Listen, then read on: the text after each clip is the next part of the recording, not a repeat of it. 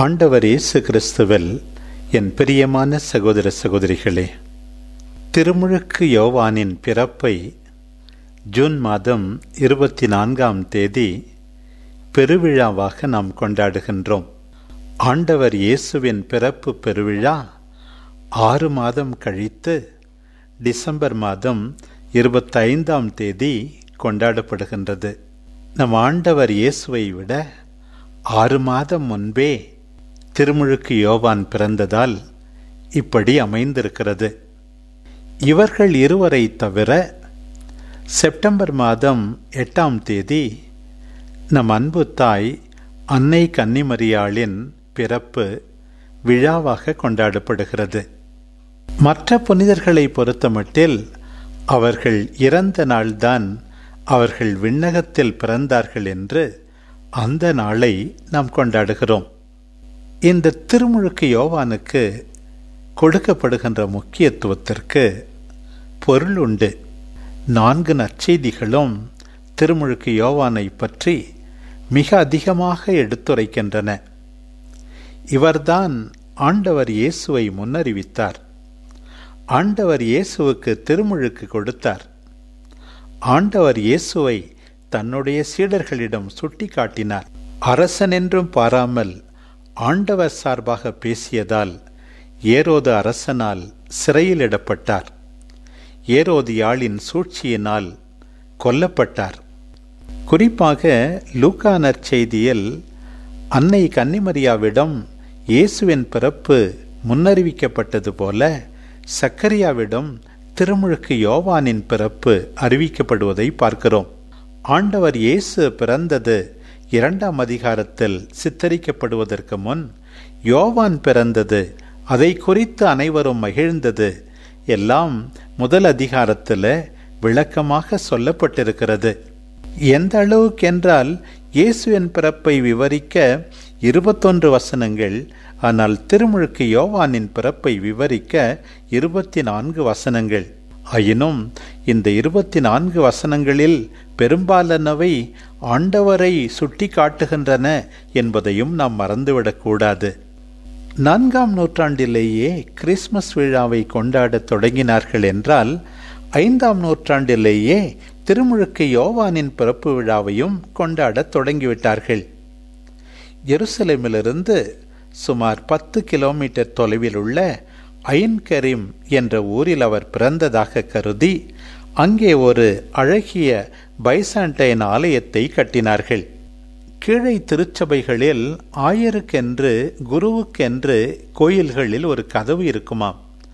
அந்த கதவில் மாட்சிமையோடு ஆண்டவர் இயேசு சித்தரிக்கப்படுவார். அவருடைய வலது பக்கம் அன்பு தாய் அன்னை கன்னிமரியாவும், இடது பக்கம் திருமுழுக்கு யோவானும் சித்தரிக்கப்படுவார்களாம்.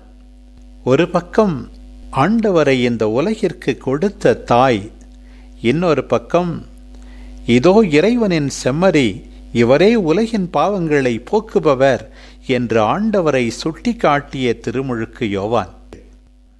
நல்ல பெற்றோர்களுக்கு பிறந்தவர் திருமுழுக்கு யோவான். அவர்களை பற்றி லூக்கா நற்செய்தியில் என்ன வாசிக்கின்றோம்? 1ஆம் அதிகாரம் 6வது வசனத்தில் கடவுளின் பார்வையில் நேர்மையானவர்களாம், ஆண்டவருடைய கட்டளைகளுக்கும் ஒழுங்குகளுக்கும் ஏற்ப குற்றமற்றவர்களாய் நடந்து வந்தவர்களாம். பிரியமானவர்களே, உண்மையாகவே நாம் எல்லாரும் நேர்மையானவர்களா? உண்மையாகவே குற்றமற்றவர்களாய் நாம் வாழ்கின்றோமா? அத்தகையவர்களுடைய ஜெபத்தை ஆண்டவர் கேட்கிறார். வான தூதர் முதலாக சக்கரியாவிடம் சொல்லுகின்ற வாக்கியத்தை பாருங்கள். அஞ்சாதீர், உமது மன்றாட்டு கேட்கப்பட்டது. திருமுழுக்கு யோவானை பற்றி வான தூதர் கபிரியேல் என்னவெல்லாம் சொல்லுகின்றார் பாருங்கள்.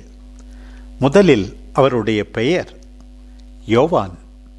யோவான் என்றால் ஆண்டவர் அருள் செய்கின்றார் என்று பொருள்.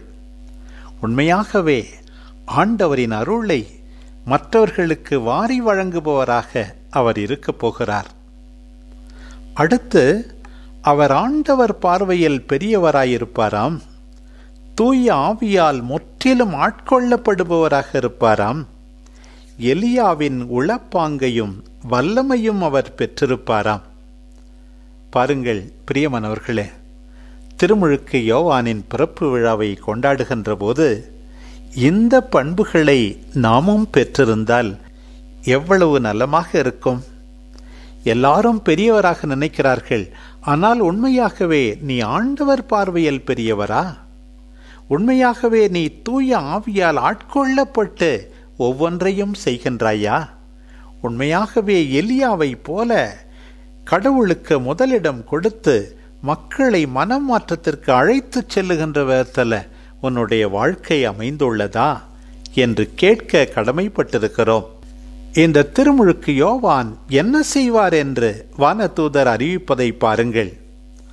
அவர் தன்னுடைய பிறப்பால் எல்லாரையும் மகிழ்ச்சி அடைய செய்வார். பெற்றோரை மட்டுமல்ல, அவர்களை தவிர பலர் மகிழ்ச்சி அடைவார்கள் என்று கபிரியேல் தூதர் குறிப்பிட்டார்.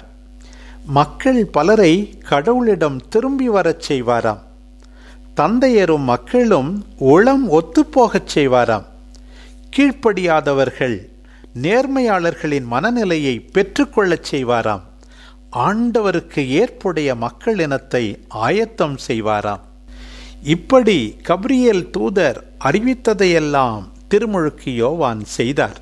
இன்றைக்கு நாம் நம்மையே மீண்டும் கேட்க வேண்டிய கேள்விகள்.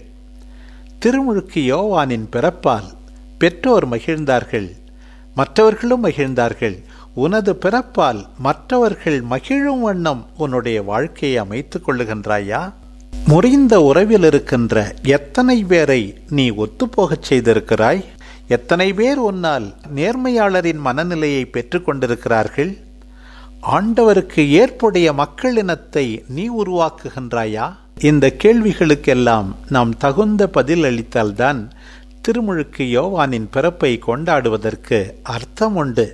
நற்செய்தியை அறிவித்த கபிரியேல் தூதருக்கு செக்கரியாவின் பதில் என்ன? முதிர்ந்த வயதில் ஈசாக்கை பெற்ற அபிரகாமையும் சாராவையும் தெரிந்தவர்தான், நம்பியவர்தான். ஆனால் அத்தகைய ஒரு நிகழ்வு தன் குடும்பத்தில் நிகழப்போகிறது எனும்போது அவர் நம்ப மறுத்தார். இதயத்தை மூடிவிட்டாயா? உன் வாயை மூடுகிறேன் என்ற விதத்தில் பேச்சாற்றலை இழக்க நேரிடுகிறது சக்கரியாவுக்கு. 1ஆம் அதிகாரம் 57 முதல் 66 வரை கொடுக்கப்பட்டுள்ள இன்றைய நற்செய்தி பகுதி திருமுழுக்கு யோவானின் பிறப்பையும் அவருக்கு எவ்வாறு பெயர் சூட்டப்படுகிறது என்பதையும் நமக்கு விவரிக்கின்றது. கபிரியேல் தூதர் அறிவித்தவாறே எல்லாரும் மகிழ்ந்தார்கள் திருமுழுக்கு யோவானின் பிறப்பின் போது. 8ஆம் நாளில் குழந்தைக்கு விருத்த சேதனம் செய்து பெயர் சூட்டவும் எல்லாரும் கூடியிருந்தார்கள்.